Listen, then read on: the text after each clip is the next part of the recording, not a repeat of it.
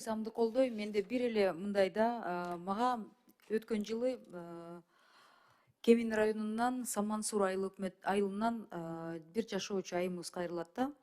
Ошондо деген мен боз үй сатып алып, боз үйдү 100 000 сомго да, соцконтракт менен алгандан кийин анан мындай экен да, эл арасында деген кичине маалымат азыраак болобу, ал үй же начар болуп калабы, же бирден болуп анан 3 жыл ичинде алмаштырылбаш керек деген түшүнүгү элде барбы жокпу, ошол боюнча да мен кайрылып кетет элем да.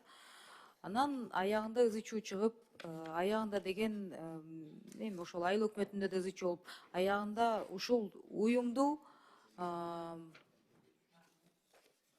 боз кунажын алам деп ошол катында жазылып турат да. Ошого алмаштырам десе уруксат берилбей, аябай бир топ мындай тирешип, айыл өкмөт, ошол жактан коргоо министрлигинин өкүлдөрү менен, бирок аягында комиссия түзүлүп баары бери алмаштырып беришет да. Ушундай учурлар алдын ала элге маалымат берилеби?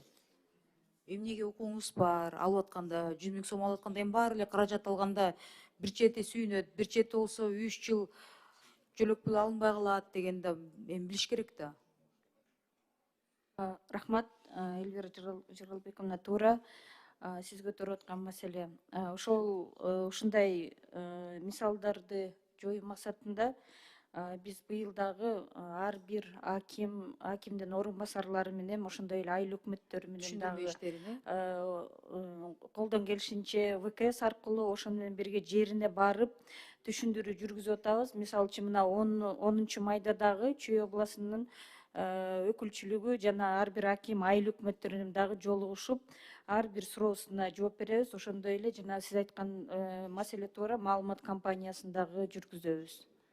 Ошондо Чүй областынын губернаторунун орун басары Гүлмира айымга чоң рахмат. Мен кайрылганда ушул боюнча иш бат эле эки тарапты тең угуп, ошо аягында комиссия түзүлүп чечилди да. Бирок ушундай учурлар болбош, кайталанбаш керек да. Мен ойлойм, убагында 100 000 сом дегенде ушу татыктуу ушул сумма мал аласың, эмне аласың, кайсы учурда алмаштырылат, кайсы учурда комиссия түзүлөт, кайсы учурда эмне болот деп элге кичине кеңирээк маалымат берип коюңуздарчы суранычы. А так ишиңиздерге ийгилик, колдойм. Рахмат.